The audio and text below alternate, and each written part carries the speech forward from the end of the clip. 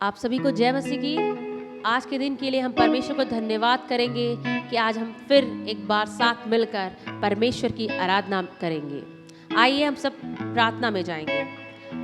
Hallelujah, hallelujah. प्रभु धन्यवाद करते हैं आपको पिता परमेश्वर। आप महान है पिता, सर्वशक्तिमान है, सर्वज्ञानी सर्वव्यापी परमेश्वर। धन्यवाद करते हैं आज के दिन के पिता परमेश्वर। प्यारे प्रभु, हम सारी बातों को तेरे हाथ में सौंपते पिता। जो भाई बहन भी इस आराधना में शामिल है पिता, जो इसे देख रहे पिता, उन्हें आशीषित करे प्रभु जी। पिता परमेश्वर वहाँ अपनी उपस्थिति को दे पिता परमेश्वर। हालेलुया प्रभु, धन्यवाद करते हैं। सब कुछ आपके हाथों में सौंपते हैं। प्रार्थना यीशु मसीह के मीठे मधुर नाम से मांगते हैं, आमीन।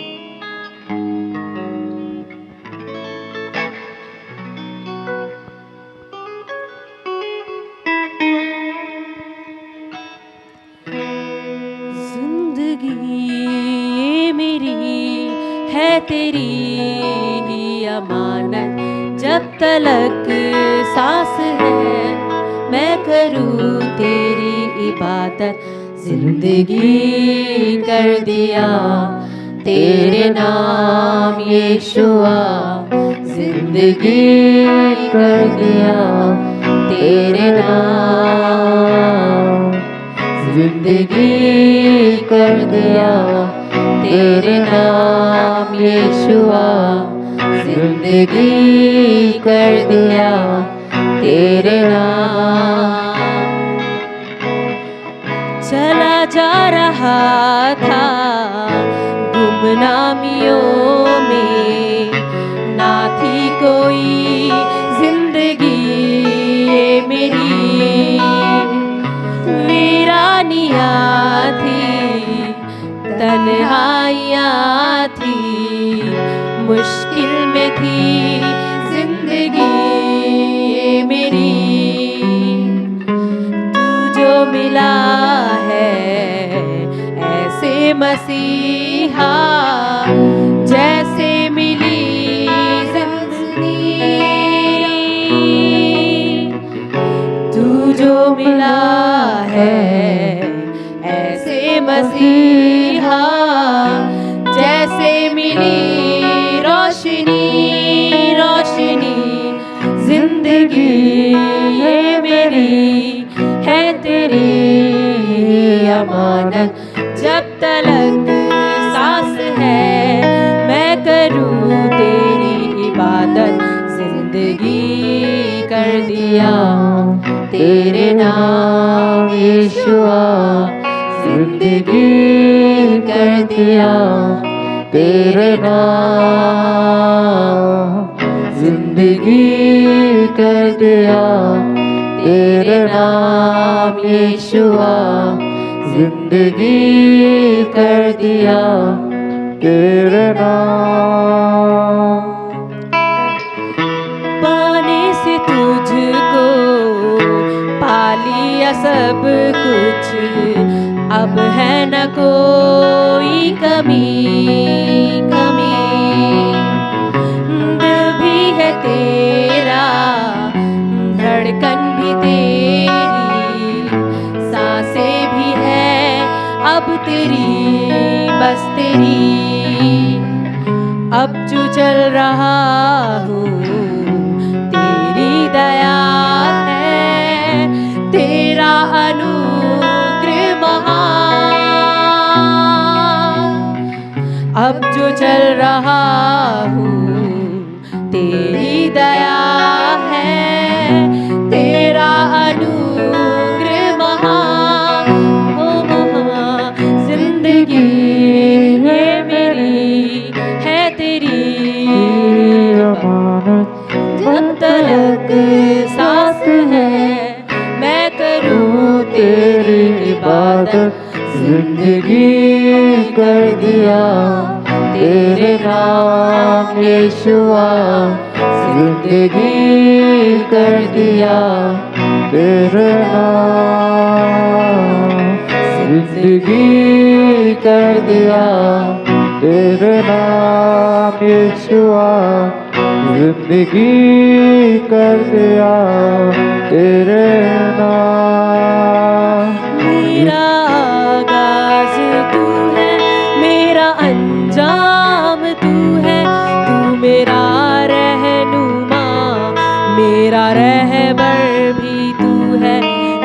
जीना भी तू है और मरना भी तू है, मेरे सांसों का चलना भी बस तू ही तू है, हाँ बस तू ही तू है। जिंदगी ये मेरी है तेरी अमानत, जब तलक सांस है मैं करूं तेरी इबादत। जिंदगी कर दिया तेरे नाम यीशुआ, जिंदगी कर दिया तेरे नाम, जिंदगी कर दिया तेरे नाम यीशुआ, जिंदगी कर दिया तेरे नाम। तेरे नाम में चंगाई है, तेरे नाम में रिहाई है, तेरे नाम में दुहाई यीशुए। तेरे नाम में चंगाई है, तेरे नाम में रिहाई है, तेरे नाम में दुहाई यीशुए। यीशुए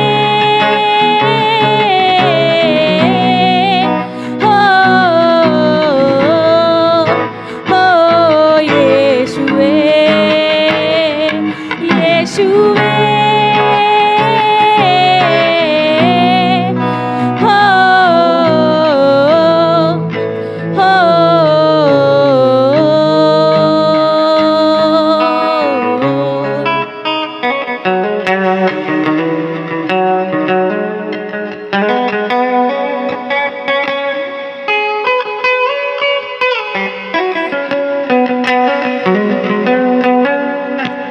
जिसने भी मांगा तुझसे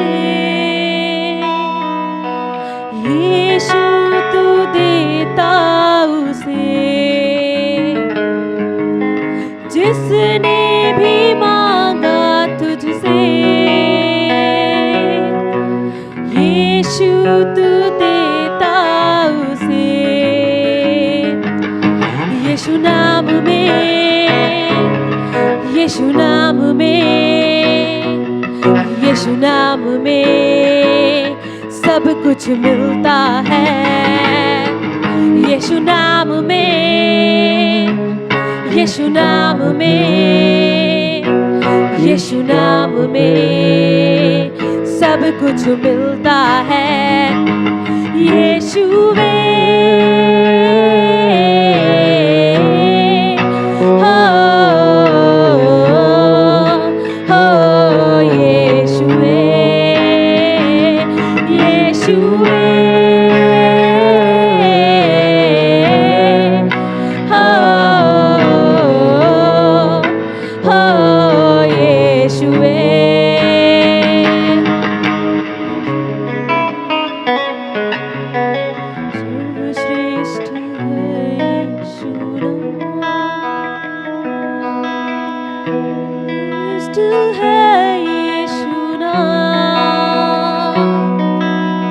सर्वज्ञानी है यीशु नाम, सर्वश्रेष्ठ है यीशु नाम,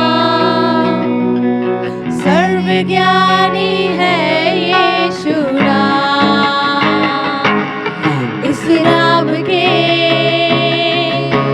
सामने हर घुटना है टेकते, इस नाम के सामने हर घुटना है टेकते। यीशुवे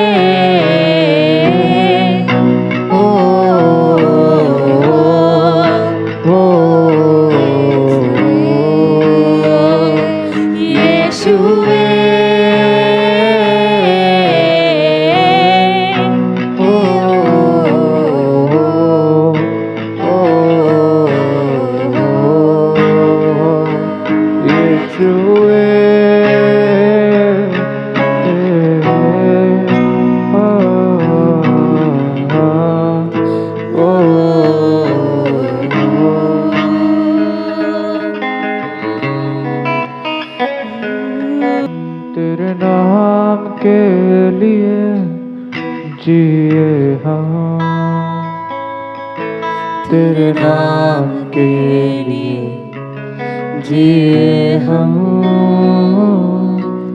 तेरे नाम के लिए जिए हम,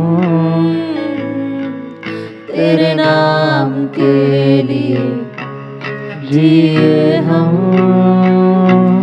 तू बढ़े मैं घटूं, मेरे जीवन से महिमा तुझे मिले। तू बढ़े मैं घटूं, तेरे जीवन से महिमा तुझे मिले। तू बढ़े मैं घटूं, मेरे जीवन से महिमा तुझे मिले।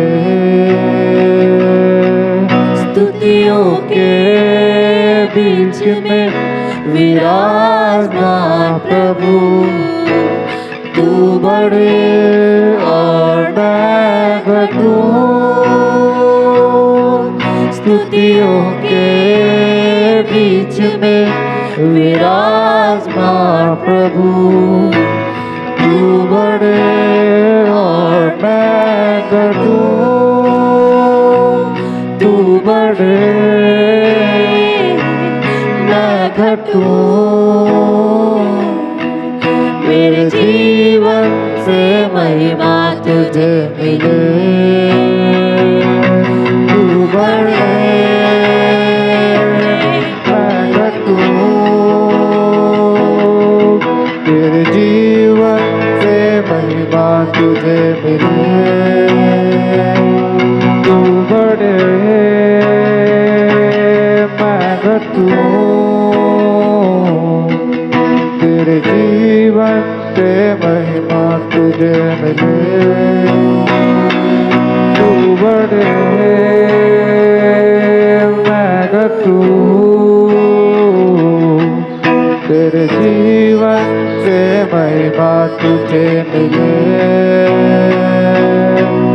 मैं तेरा हूँ, तू मेरा है। मैं तेरा हूँ, तू मेरा है। मैं तेरा हूँ, तू मेरा है। मैं तेरा हूँ, तू मेरा है। मैं खुदा, मेरे खुदा,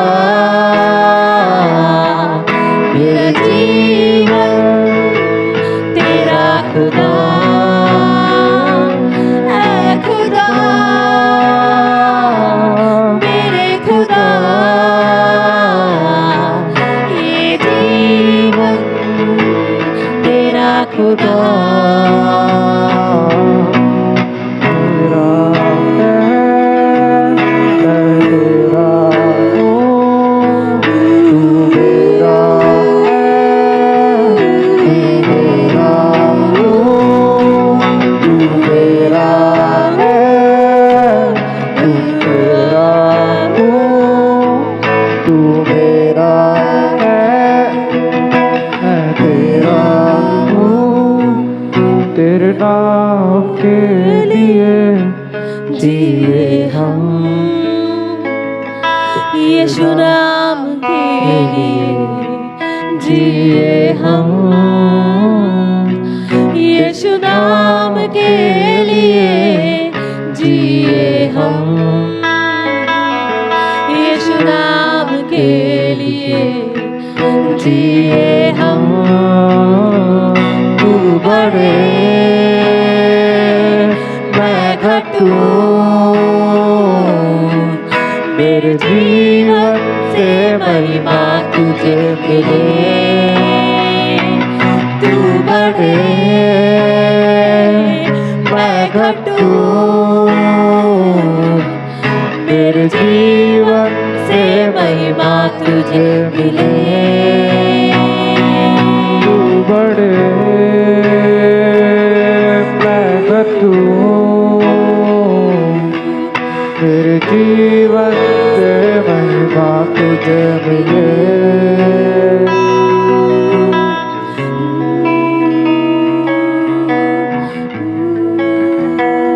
आइए हम सब मिल प्रार्थना करेंगे। परमेश्वर की स्तुति आराधना अब तक हमने किया, आइए हम सब मिल के प्रभु से प्रार्थना करेंगे। हालेलुया। प्रभु धन्यवाद करते हैं खुदावन यीशु मसीह तेरे अद्भुत आराधना के लिए पिता परमेश्वर, प्रभु तेरी महिमा के लिए प्रभु जी जो तूने प्रकट किया प्रभु जी। प्रभु हालेलुया पिता परमेश्वर, प्रभु जी तू अपने आराधना पे प्रभु जी स्तुति पे विराजमान परमेश्वर, हम आपको धन्यवाद करते हैं खुदावन यीशु मसीह। तेरे नाम की महिमा प्रभु जी चारों दिशाओं में ऊंची होने पाए प्रभु जी। जितने लोग प्रभु आराधना को देख रहे हैं पिता परमेश्वर, प्रभु जी तेरे नाम की महिमा हो प्रभु जिनके जीवन से प्रभु जी अद्भुत आशीषों से भरिए प्रभु जी, अद्भुत चंगाई से भरिए पिता परमेश्वर, उनके जीवन में अद्भुत अद्भुत कार्य होने पाए प्रभु जी। तेरी हालेलुया पिता परमेश्वर, हम धन्यवाद करते प्रभु जी, सब कुछ तेरे हाथ में सौंपते हैं पिता परमेश्वर। धन्यवाद करती हूँ, प्रार्थना यीशु के नाम से मांग लेती हूँ, आमीन आमीन।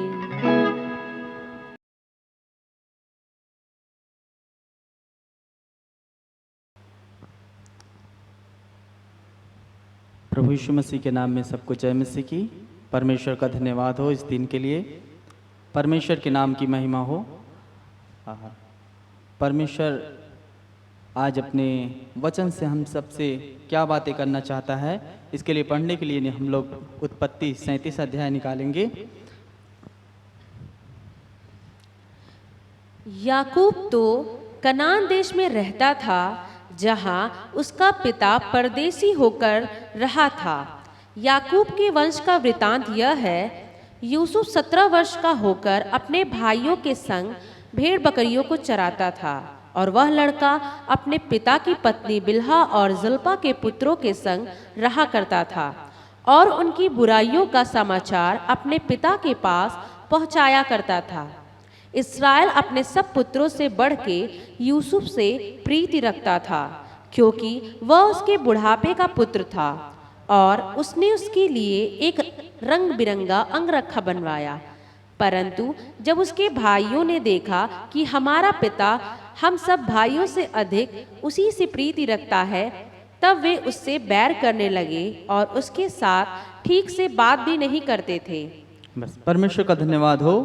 और इस यूसुफ के जीवन के विषय में देखेंगे, जो याकूब का एक प्रिय पुत्र में था, और याकूब अपने इस पुत्र से बहुत अधिक प्रीति रखता था। इसके विषय में देखेंगे, और आगे हम लोग पढ़ेंगे और देखेंगे नए नियम से भी कुछ बातों को हम लोग देखेंगे, यीशु मसीह के जीवन से कुछ बातों को देखेंगे, और पुराने नियम से हम लोग यूसुफ के जीवन से देखेंगे। और यहाँ पर हम पढ़ते हैं तब देखते हैं कि यूसुफ जो है 17 वर्ष की आयु में अपने जो पिता ने उसे कार्य सौंपा था वह करता था, साथ ही साथ वह उनकी जो भी बातें थी जाकर पिता से बताता था। और यहाँ तीसरे वचन में इस प्रकार लिखा है कि इज़राइल अपने सब पुत्रों से बढ़कर यूसुफ से प्रीति रखता था, और वह उसके बुढ़ापे का संतान था, उससे बहुत प्रेम करता था, और वह उसे रंग बिरंगा अंगरखा दिया था। और यह बात उसके भाइयों को अच्छी नहीं लगती थी, क्योंकि वे बार बार इस बात को सोचते थे कि हमारा जो पिता है वह उससे अधिक प्रेम करता है। और लिखा है 4 वचन में इस प्रकार से कि उसके भाई क्या करते थे, इस बात को देखकर प्रसन्न नहीं हुए। और उसके आखिरी हिस्से में हम पढ़ते हैं कि लिखा है तब वे उससे बैर करने लगे और उसके साथ ठीक से बात भी नहीं करते थे। और यूसुफ, इन सारी बातों को हम लोग पढ़ते समय पाते हैं। फिर उसके जीवन में एक अद्भुत काम होता है, एक घटना घटने वाली है, और परमेश्वर ने उसे एक स्वप्न दिया है। उस स्वप्न को हम लोग पढ़ेंगे 5 वचन से। जी पढ़िएगा 5 वचन। यूसुफ ने एक स्वप्न देखा और अपने भाइयों से उसका वर्णन किया, तब वे उससे और भी द्वेष करने लगे। उसने उनसे कहा, जो स्वप्न मैंने देखा है उसे सुनो। हम लोग खेत में पूले बांध रहे हैं और क्या देखता हूँ कि मेरा पूला उठकर सीधा खड़ा हो गया। तब तुम्हारे पूलों ने मेरे पूले को चारों तरफ से घेर लिया और उसे दंडवत किया। तब उसके भाइयों ने उससे कहा, क्या सचमुच तू हमारे ऊपर राज्य करेगा, या क्या सचमुच तू हम पर प्रभुता करेगा? इसलिए वे उसके स्वप्नों और उसकी बातों के कारण उससे और भी अधिक बैर करने लगे। बस परमेश्वर का धन्यवाद हो। तो यहाँ हम जब इस वचन को पढ़ते हैं तब पाते हैं कि इसे एक स्वप्न आता है, और उस स्वप्न को देखने के बाद यह क्या करता है, अपने भाइयों से उस बात का बखान करता है, और इसके भाई उस स्वप्न को सुनकर उस स्वप्न का अर्थ समझ लेते हैं और कहते हैं, क्या तू सचमुच हम पर अधिकार करेगा? और यह बात उनके भाइयों को अच्छा नहीं लगता है। और आखिरी हिस्से में क्या लिखा है कि तू हम पर सच में प्रभुता करेगा, और लिखा है कि वे उससे और भी अधिक बैर करने लगे।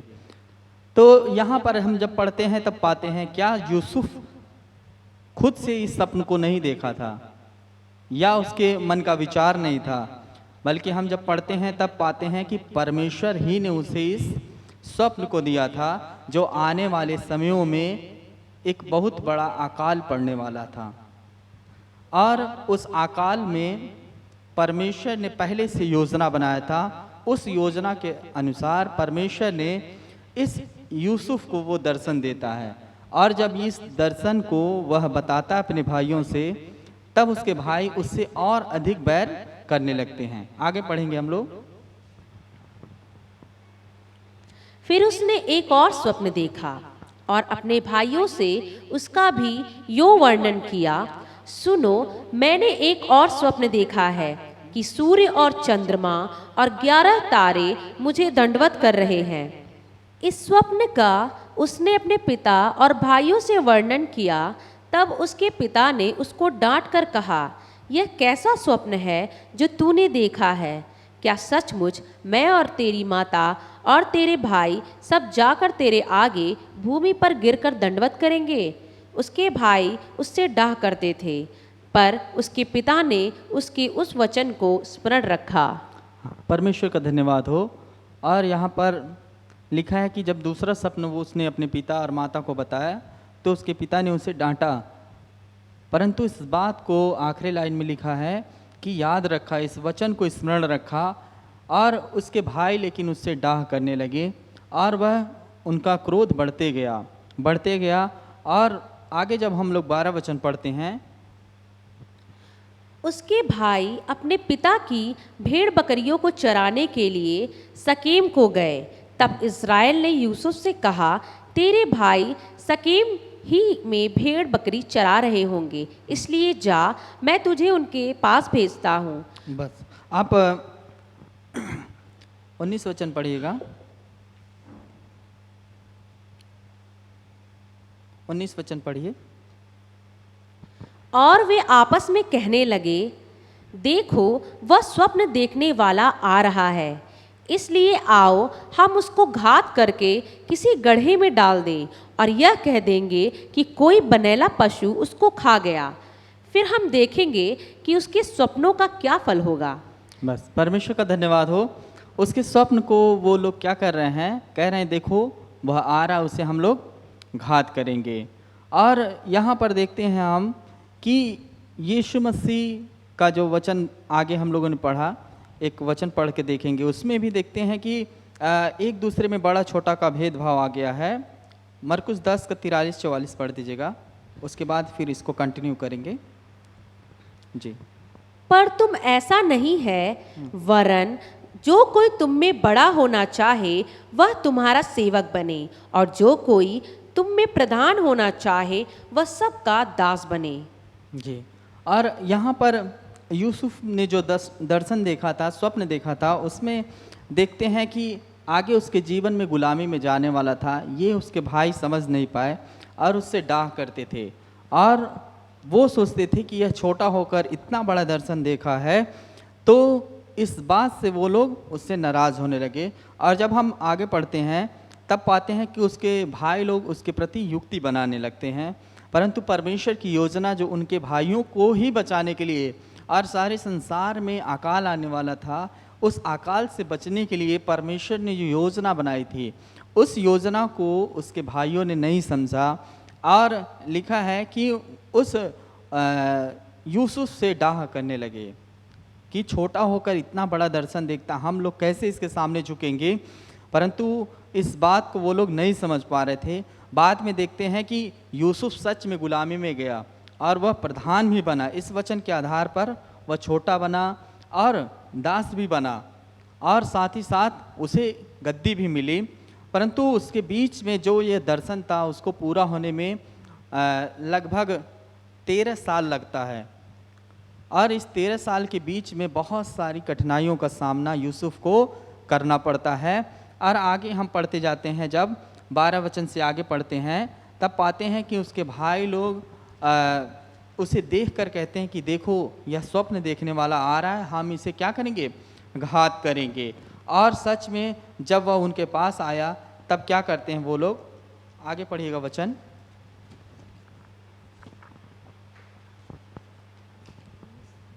जी। और वे आपस में कहने लगे, देखो वह स्वप्न देखने वाला आ रहा है, इसलिए आओ हम उसको घात कर कर किसी गड्ढे में डाल दें और यह कह देंगे कि कोई बनेला पशु उसको खा गया। फिर हम देखेंगे कि उसके स्वप्नों का क्या फल होगा। हाँ, उसके स्वप्न का क्या फल होगा। और जो वो स्वप्न देखा था उसको वो लोग सुनने के बाद कहते हैं कि इसे हम लोग मार डालेंगे, तब देखते हैं इसके स्वप्न का क्या फल होगा। परंतु उन्हें नहीं मालूम था कि वो सब परमेश्वर की योजना में शामिल था। और लिखा है कि और उसके पिता उससे इतना अधिक प्रेम करते थे, उसके लिए रंग बिरंगा अंगरखा रखे थे और यह बात उनके भाइयों को अच्छा नहीं लगता था। और बाद में क्या लिखा है कि उसे क्या करते हैं, घात करके गड्ढे में डाल देते हैं। 22 वचन से पढ़िएगा। फिर रूबेन ने उससे कहा, लहू मत बहाओ, उसको जंगल के इस गड्ढे में डाल दो और उस पर हाथ मत उठाओ। हाँ, रूबेन ने क्या किया, वो उसके भाई से मार डालना चाहते थे, परंतु उसने कहा लहू मत बहाओ, इसे गड्ढे में डाल दो। और आगे, वह उसको उनके हाथ से छुड़ाकर पिता के पास फिर पहुंचाना चाहता था। इसलिए ऐसा हुआ कि जब यूसुफ अपने भाइयों के पास पहुंचा तब उन्होंने उसका रंग बिरंगा अंग रखा जिसे वह पहने हुए था उतार लिया और यूसुफ को उठाकर गड्ढे में डाल दिया। वह गड्ढा सूखा था और उसमें कुछ जल ना था।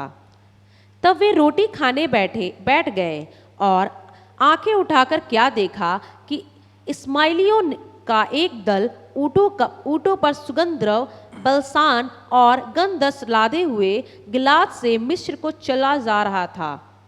तब यहूदा ने अपने भाइयों से कहा, अपने भाई को घात करने और उसका खून छिपाने से क्या लाभ होगा। आओ हम उसे इस्माइलियों के हाथ बेच डालें और अपना हाथ उस पर ना उठाएं, क्योंकि वह हमारा भाई और हमारी ही हड्डी और मांस है। और उसके भाइयों ने उसकी बात मान ली। तब मिदानी व्यापारी उधर से होकर उनके पास पहुँचे। अतः यूसुफ के भाइयों ने उसको उस गड्ढे में से खींच के बाहर निकाला और इस्माइलियों के हाथ चांदी के 20 टुकड़ों में बेच दिया और वे यूसुफ को मिस्र ले गए। बस परमेश्वर का धन्यवाद हो। और जो यूसुफ ने दर्शन देखा था, ठीक उसके उलट यहाँ बात हो रही है। उसके भाई उससे दबाते जा रहे हैं और उसकी समस्याएं बढ़ती जा रही हैं। और यहाँ पर लिखा है कि उसे मारा पीटा परंतु घात करने का अवसर नहीं मिला। उसके एक भाई ने क्या किया, उसके प्राण के लिए उन्हें समझाता है और वह बाद में उसे क्या करते हैं, गड्ढे में डाल देते हैं। और देखते हैं कि उसका जीवन में ये कठिनाइयों से जाते जाते बाद में लिखा है कि उसके भाइयों ने क्या किया, उसे 20 चांदी के सिक्कों में मिस्रियों के हाथ बेच दिया। मिस्र में चला गया वह। और वहाँ से कुछ यात्री जा रहे थे सुगंध द्रव और कई सारे सामान को लेकर जाते हुए। यहाँ पर देखते हैं कि उन्हीं के हाथ से उसके भाइयों ने क्या किया, उन्हें 20 चांदी के सिक्कों में बेच दिया। और यहाँ से फिर वह गुलामी में चला गया और वहाँ पर एक पशु सरीखे उसका जीवन होने वाला था। और वहाँ पर उसको गुलामी में ले जाकर जो मिस्र के लोग रहते थे वो मनुष्यों को खरीद कर क्या करते थे, उन्हें अपनी इच्छा अनुसार ऐसा व्यवहार करते थे जैसे पशुओं के साथ किया जाता है। परंतु यूसुफ उस सारी बातों में धीरज धरे रहा और जो जो उसको जीवन में था, स्वप्न के द्वारा वो देखा था, उस बात से वो निराश नहीं हुआ, परंतु वो अपने आप को परमेश्वर के हाथ में छोड़ दिया। और यहाँ पर लिखा है कि मिस्र में वो चला गया। उसके बाद हम लोग 40 अध्याय में आएंगे।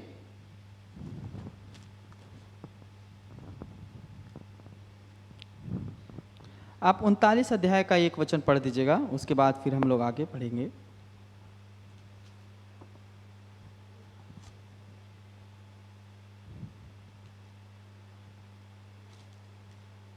जी पढ़िएगा। 39 अध्याय उसका एक वचन से। जब यूसुफ मिस्र में पहुंचाया गया, तब पोतीपर नामक एक मिस्री ने, जो फिरौन का हाकिम और अंगरक्षकों का प्रधान था, उसको इस्माइलियों के हाथ से जो उसे वहां ले गए थे मोल लिया। यूसुफ अपने मिस्री स्वामी के घर में रहता था और यहोवा उसके संग था, इसलिए वह भाग्यवान पुरुष हो गया। और यूसुफ ने स्वामी ने देखा कि यहोवा उसके संग रहता है। बस परमेश्वर का धन्यवाद हो।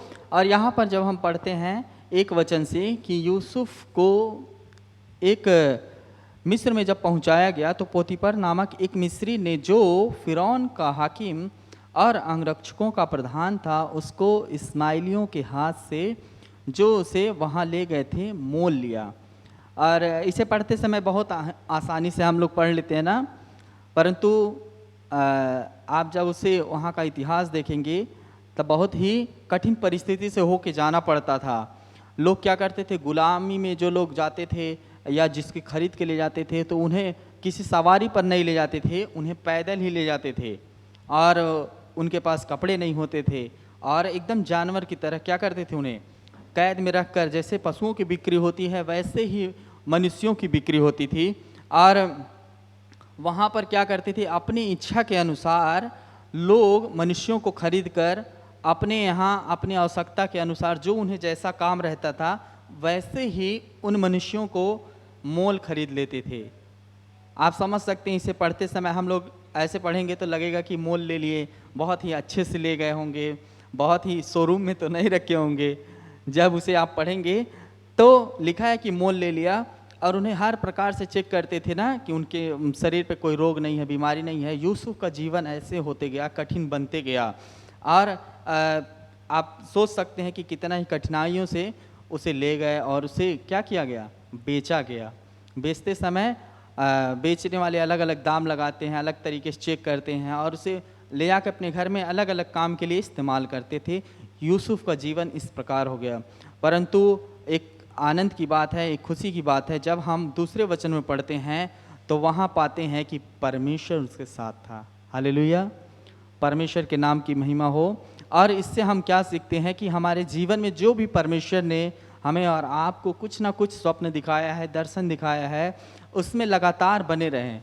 हालांकि कठिनाइयाँ बहुत आएंगी और कहते समय हम किसी व्यक्तिगत तरीके से किसी को ना सोचे, परंतु एक आत्मिक तौर पे सोचे कि ये सारे संघर्ष इस आत्मिक जीवन में जीते समय हम सब के साथ होता है।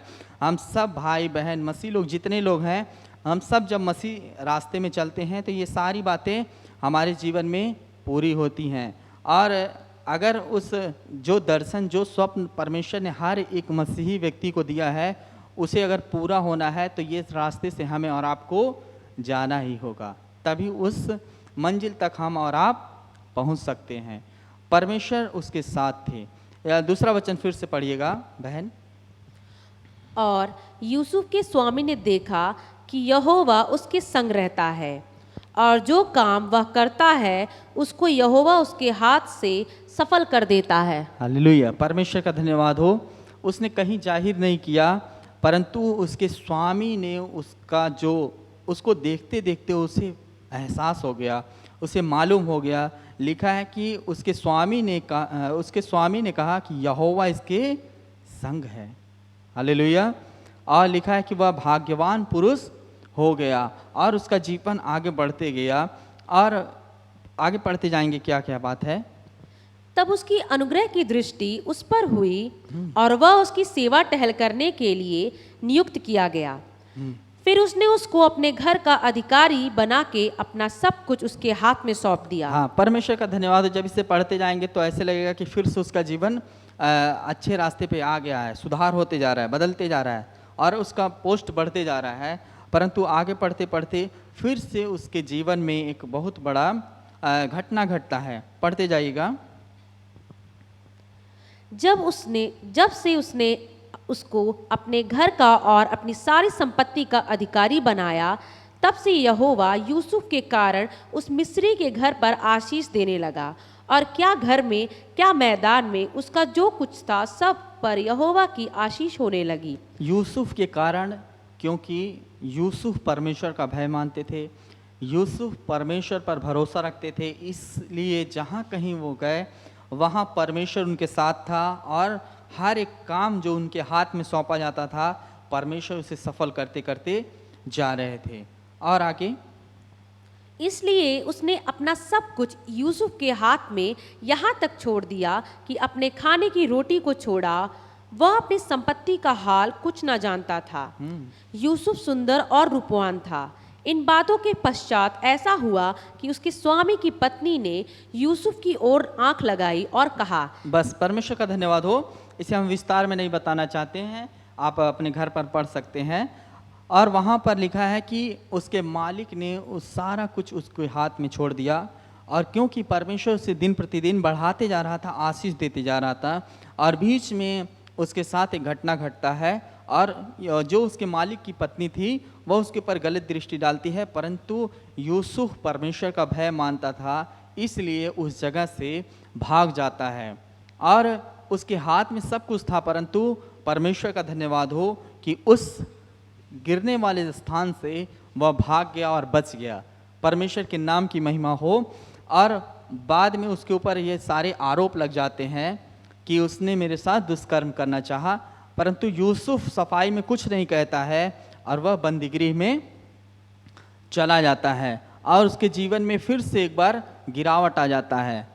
तो पढ़ते समय लग रहा है उसका जीवन ऊपर आ रहा है फिर नीचे जा रहा है, परंतु सारी बातें हो रही थी इसलिए कि उसे जो स्वप्न मिला था वो एक दिन पूरा होने वाला था। फिर वह बंदीगृह में चला जाता है और 40 अध्याय का एक वचन हम लोग पढ़ेंगे। इन बातों के पश्चात ऐसा हुआ कि मिस्र के राजा के पिलाने हारे और पकाने हारे ने अपने स्वामी के विरुद्ध कुछ अपराध किया। तब फिरौन ने अपने उन दोनों हाकिमों अर्थात पिलाने हारों के प्रधान और पकाने हारों के प्रधान पर क्रोधित होकर उन्हें कैद करा के अंगरक्षकों के प्रधान के घर के उसी बंदीगृह में जहां यूसुफ बंदी था डलवा दिया। बस, परमेश्वर का धन्यवाद हो। 21 वचन पढ़ दीजिएगा आप। 39 का 21 वचन पढ़िएगा। 20-21। और यूसुफ के स्वामी ने उसको पकड़कर बंदीगृह में जहां राजा के कैदी बंद थे डलवा दिया। अतः वह उस बंदीगृह में रहा, पर यहोवा यूसुफ के संग संग रहा। परमेश्वर का धन्यवाद हो। और यहाँ पर जब उसके ऊपर दोष लगाया गया तो यह बंदीगृह में गया जहाँ पर सारे कैदी थे, परंतु 21 वचन में इस प्रकार लिखा है कि यहोवा यूसुफ के संग संग रहा और उस पर करुणा की।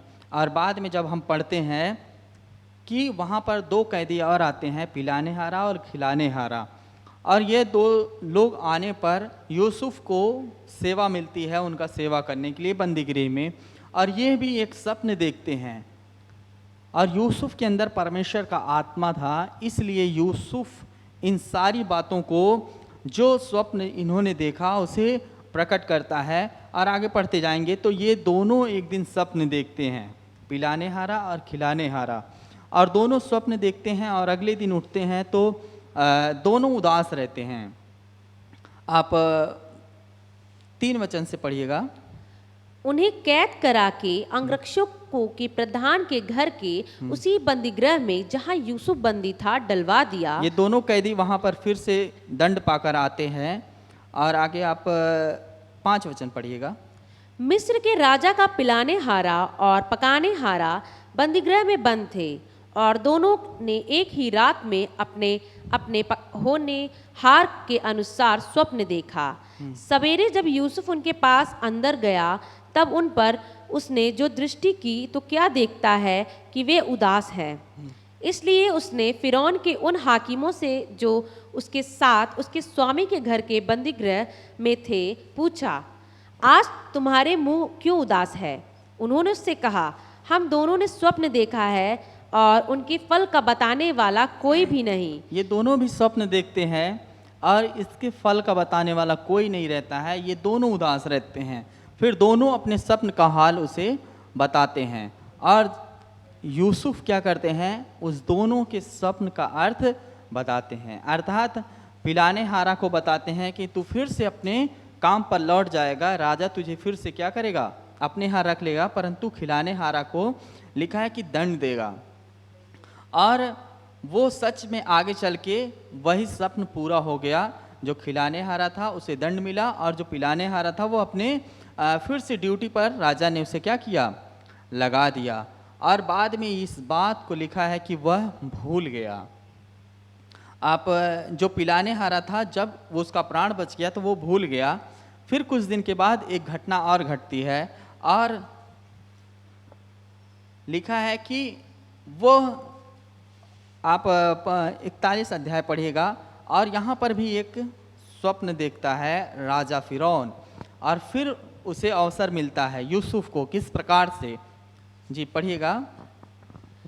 पूरे 2 वर्ष बीतने पर फिरौन ने यह स्वप्न देखा कि वह नील नदी के किनारे खड़ा है और उस नदी में से 7 सुंदर और मोटी मोटी गाय निकलकर कछार की घास चरने लगी। जी, और क्या परमेश्वर देखा? का धन्यवाद हो। 1 मिनट रुकिएगा।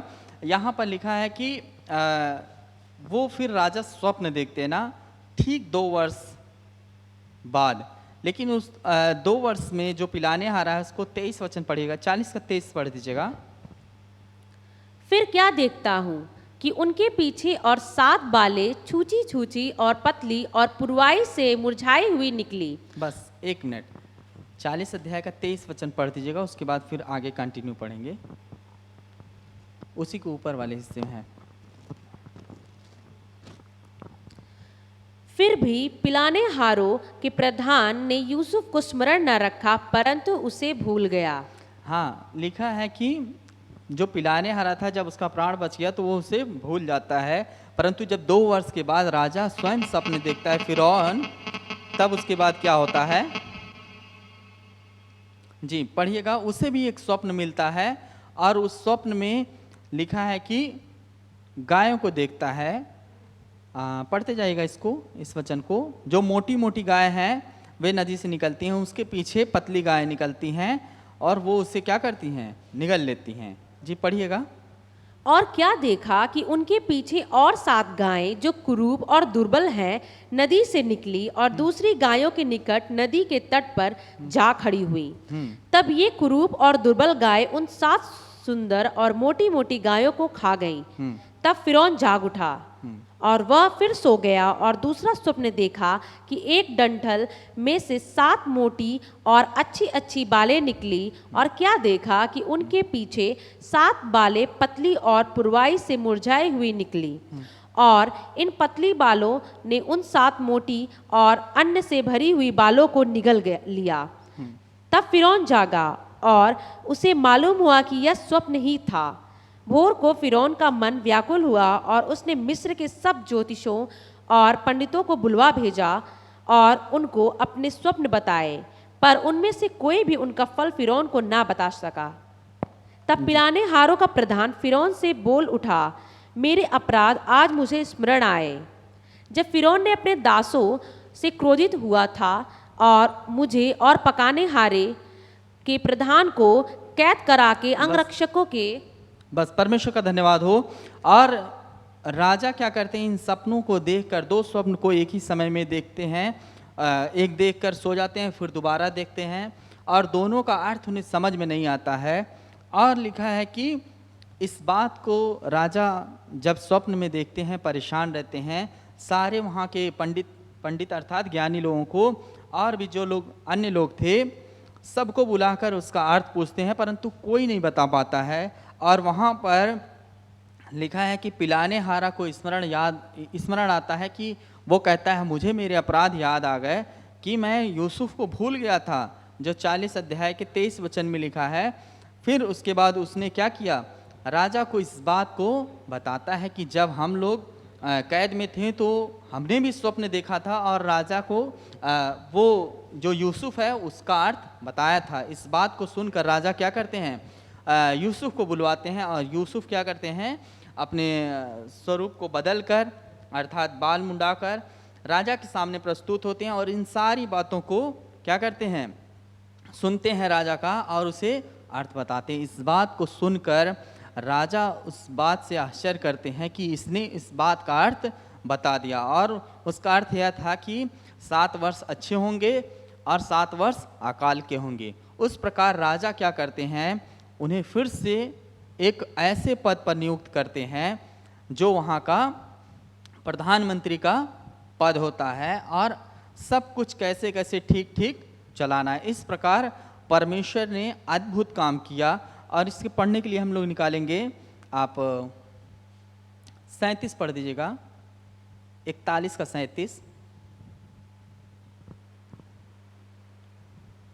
यह बात फिरौन और उसके सारे कर्मचारियों को अच्छी लगी, इसलिए फिरौन ने अपने कर्मचारियों से कहा, क्या हमको ऐसा पुरुष जैसा यह है जिसमें परमेश्वर का आत्मा रहता है मिल सकता है। हालेलुया, परमेश्वर का धन्यवाद हो।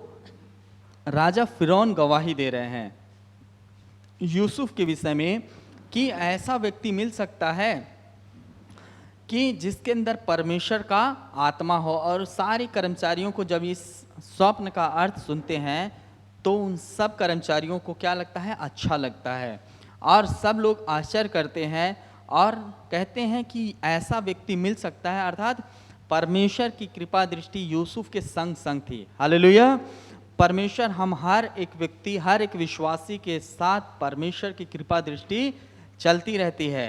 हालेलुया, चाहे जिस भी स्थान पे रहें, परमेश्वर अपनी कृपा दृष्टि हम सब पर रखता है और यहाँ पर उसे एक प्रधानमंत्री का पद मिल जाता है। आगे पढ़ते जाइएगा। इस कारण तू मेरे घर का अधिकारी होगा और तेरी आज्ञा के अनुसार मेरी सारी प्रजा चलेगी। केवल राजगद्दी के विषय में मैं तुझसे बड़ा ठहरूंगा। फिर फिरौन ने यूसुफ से कहा, सुन, मैं तुझको मिस्र के सारे देश के ऊपर अधिकारी ठहरा देता हूँ। तब फिरौन ने अपने हाथ से अंगूठी निकाले यूसुफ के हाथ में पहना दी और उसको बढ़िया मलमल के वस्त्र पहनवा दिए और उसके गले में सोने की जंजीर डाल दी और उसको अपने दूसरे रथ पर चढ़वाया और लोग उसके आगे आगे यह प्रचार करते चले कि घुटने टेक कर दंडवत करो। और उसने उसको मिस्र के सारे देश के ऊपर प्रधानमंत्री ठहराया। बस, परमेश्वर का धन्यवाद हो। और यहाँ पर इस स्वप्न का जो उसने देखा था 17 वर्ष की आयु में, वह जब 30 वर्ष की आयु में पहुँचता है तब यह स्वप्न पूरा होता है। हालेलुया, परमेश्वर के नाम की महिमा हो। परंतु इस 13 साल में उसके साथ बहुत ही कठिन परिस्थितियां आईं, बहुत सारी बातें आईं, परंतु यूसुफ परमेश्वर में बना रहा।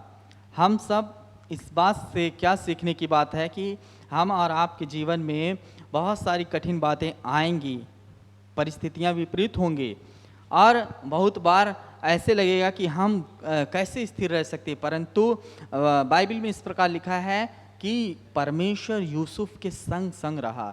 यूसुफ बंदीगिरी में थे, वहाँ भी था, अर्थात परमेश्वर हर वक्त उसकी करुणा हमारे साथ साथ रहती है। हम हर एक मसीही व्यक्ति के पास परमेश्वर की करुणा है, परमेश्वर की उपस्थिति है।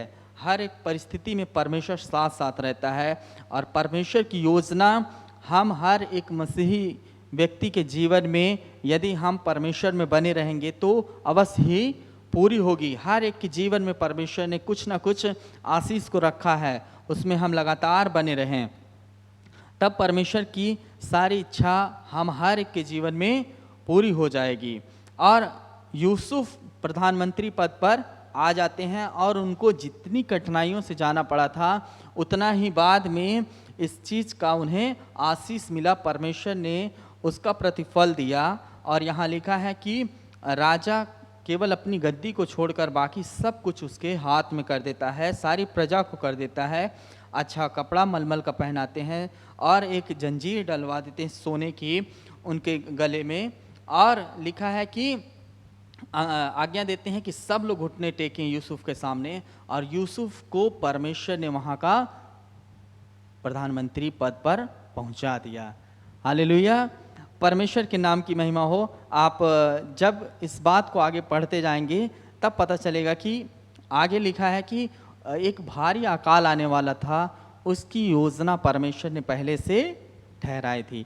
45 अध्याय का 8 वचन पढ़िएगा।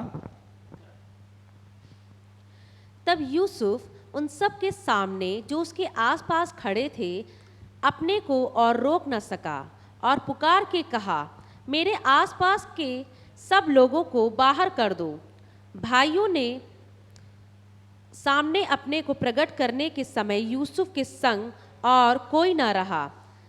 तब वह चिल्ला चिल्ला कर रोने लगा और मिस्रियों ने सुना और फिरौन के घर के लोगों को भी इसका समाचार मिला। तब यूसुफ अपने भाइयों से कहने लगा, मैं यूसुफ हूँ, क्या मेरा पिता अब तक जीवित है? इसका उत्तर उसके भाई ना दे सके, क्योंकि वे परमेश्वर का धन्यवाद हो। और यहाँ लिखा है कि यूसुफ अपने आप को अपने भाइयों पर प्रकट करते हैं, और लिखा है कि वो सब भाइयों को देखकर अपने आप को रोक नहीं पाए, और लिखा है कि चिल्ला चिल्ला कर वो रोने लगे और सबको कहे कि हट जाओ यहाँ से। उसके बाद से यह बात होती है, और अपने आप को तीसरे वचन में लिखा है कि कहते हैं कि मैं यूसुफ हूँ, और उसके भाई इस बात का कोई भी जवाब उत्तर ना दे सके। और सब बातें यहाँ जाकर पूरी होती हैं। और आगे अध्याय पढ़ते जाएंगे तो जो वो दर्शन यूसुफ ने देखा था, जो स्वप्न पाया था परमेश्वर के द्वारा, वो सारी बातें इसमें पूरी होती हैं। और 8 वचन पढ़ेंगे, उसमें क्या लिखा है? इस रीति अब मुझको यहाँ पर भेजने वाला तुम नहीं, परमेश्वर ही ठहरा। जी 7 वचन से पढ़िएगा। इसलिए परमेश्वर ने मुझे तुम्हारे आगे इसीलिए भेजा कि तुम पृथ्वी पर जीवित रहो और तुम्हारे प्राणों के बचाने से तुम्हारा वंश बढ़े। बस परमेश्वर का धन्यवाद हो। यहाँ इस प्रकार लिखा है कि एक भारी अकाल के समय इसके भाई बचते नहीं, लेकिन इसलिए लिखा है कि इसलिए परमेश्वर ने मुझे तुम्हारे आगे भेजा कि तुम पृथ्वी पर जीवित रहो। परमेश्वर ने उसके भाइयों का, उसके पिता का प्राण बचाने के लिए इसे आगे भेजा। और लिखा है कि 8 वचन पढ़िएगा। इस रीति अब मुझको यहाँ पर भेजने वाला तुम नहीं, परमेश्वर ही ठहरा। और तो उसी यहाँ ने पढ़ते समय ऐसे लगेगा, जब हम लोग 37 अध्याय 38 अध्याय पढ़ेंगे तो उसमें लगेगा कि उसके भाइयों ने क्या किया, इस बात को किया है। परंतु यूसुफ इस बात का अंगीकार करते हैं कि 8 वचन में, इस रीति से अब मुझको यहाँ पर भेजने वाले तुम नहीं, उस बात का अंगीकार करते हैं। हालेलुया। तो जितने भी बातें हम और आपके जीवन में, हमारे और आपके जीवन में कठिन बातें आती हैं, हम बहुत बार व्यक्तिगत रूप से सामने वाले को सोचेंगे, परंतु यूसुफ इस बात का अंगीकार करते हैं कि तुमने मुझे यहाँ नहीं भेजा, परंतु परमेश्वर ने इस बात को ठहराया था। फिर से एक बार बहन पढ़ दीजिएगा उसमें। इस रीति अब मुझको यहाँ पर भेजने वाले तुम नहीं, परमेश्वर ही ठहरा। परमेश्वर ही ठहरा है यहाँ पर भेजने वाला, मतलब जितनी सारी बातें घटनाएं घटी, परमेश्वर ही इस बात की योजना बनाया था कि उसके भाई बचाए जाएं, उनका वंश आगे जाए, ताकि जो परमेश्वर की योजना है उनके जीवन में पूरी हो। और आगे, और उसी ने मुझे फिरौन का पिता सा और उसके सारे घर का स्वामी और सारे मिस्र देश का प्रभु ठहरा दिया है। हालेलुया, परमेश्वर का धन्यवाद हो।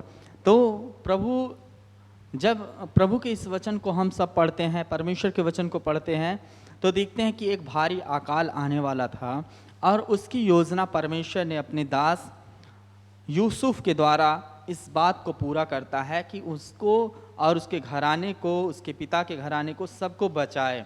और इन सारी बातों में हम क्या देखते हैं कि इस संसार में भी परमेश्वर हम और आपको बचाना चाहता है।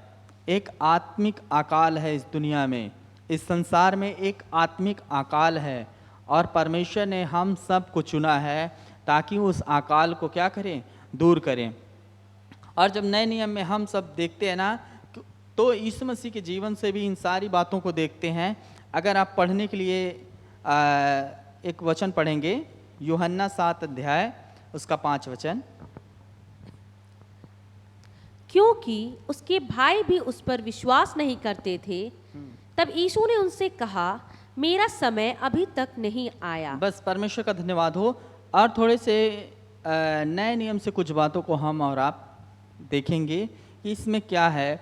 तो हम बताना चाहते हैं कि इस दुनिया में भी आत्मिक अकाल है, ठीक है, जो आत्मिक भोजन की कमी है, और परमेश्वर के लोग और अन्य लोग इस आत्मिक भूख से मर ना जाएं। परमेश्वर ने इसलिए योजनाएं बनाई हैं। और यहाँ जब हम नए नियम में देखते हैं तो जैसे यूसुफ के जीवन में उसके भाइयों ने क्या किया, उसको उस बात का विश्वास नहीं किया जो वो सपने देखा था। और जब हम नए नियम में पढ़ते हैं तो पाते हैं कि यीशु मसीह के जो अन्य भाई लोग थे वे भी यीशु मसीह पर विश्वास नहीं करते थे, और यीशु मसीह को कहते थे ना ढूंढते समय कि उसका चित्त ठिकाने पर नहीं है। और यीशु मसीह भी अपने जीवन काल में जब वह 12 वर्ष की आयु के हुए तो उनके जीवन में वह क्या करते थे, मंदिर पर रुक गए और जो शास्त्री फरीसी ज्ञानी लोग थे उनसे परमेश्वर के बारे में बात करते थे।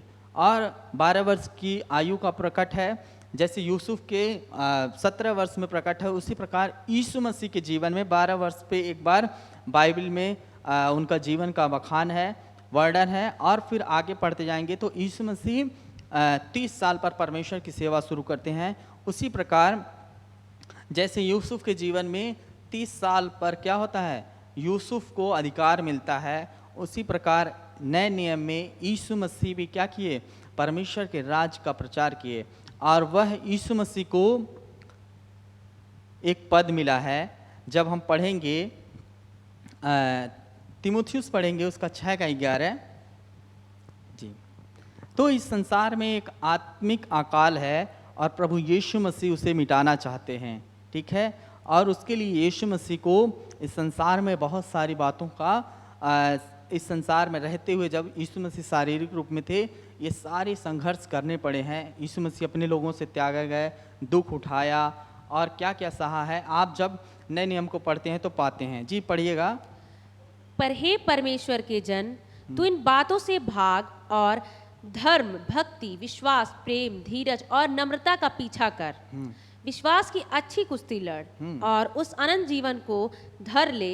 परमेश्वर का वचन हम हर एक विश्वासी लोगों के लिए कहा गया है, ठीक है। पौलुस तीमुथियुस को कहते हैं ना कि हे परमेश्वर के जन, क्या कर, इन सारी बातों से भाग और आगे क्या कर, भक्त, धर्मी, धर्म और क्या चीज है, विश्वास, प्रेम, धीरज और नम्रता का पीछा कर। विश्वास की अच्छी कुश्ती लड़ और उस अनंत जीवन को धर ले। परमेश्वर ने भी हमें अनंत जीवन देने के लिए इस संसार में बुलाया है। और आगे, जिसके लिए तू बुलाया गया। हम सबको परमेश्वर ने अनंत जीवन देने के लिए बुलाया है और बहुत से गवाहों के सामने अच्छा अंगीकार किया था। मैं तुझे परमेश्वर को जो सबको जीवित रखता है और मसीह यीशु को गवाह करके जिसने पुन्तियुस के पिलातुस के सामने अच्छा अंगीकार किया, यह आज्ञा देता हूँ। 15 वचन से पढ़िएगा। जिसे वह ठीक समय पर दिखाएगा, जो परम धन्य और एकमात्र अधिपति और राजाओं का राजा और प्रभुओं का प्रभु है, और अमरता केवल उसी की है, और वह अगम्य ज्योति में रहता है। हालेलुया। तो यहाँ पर हम देखते हैं कि आत्मिक अकाल को दूर करने वाला प्रभु यीशु मसीह है, जो इस संसार में राजाओं का राजा और प्रभुओं का प्रभु बना। हालेलुया। और जब हम पुराने नियम में पढ़ते हैं तो यूसुफ को देखते हैं ना कि शारीरिक भोजन के लिए राजा बन गया, राजपद मिला उसे, और सारे संसार में जब अकाल था तो उसने संभाला नए नियम में हम देखते हैं कि यीशु मसीह राजाओं का राजा है, जो हर एक व्यक्ति का आत्मिक भूख मिटा सकता है। जो कोई आत्मिक भूख और प्यास में है, उस प्रभु यीशु मसीह जो सबके लिए मरा और जी उठा, जो राजाओं का राजा और प्रभुओं का प्रभु है, जो अगम्य ज्योति में वास करता है, वो एकमात्र परमेश्वर, ठीक है, उसकी महिमा हो। और उसे एक पद मिला, वह राजाओं का राजा बन गया और प्रभुओं का प्रभु बन गया। और प्रकाशित वाक्य 17:14 में देखते हैं क्या बात लिखा है।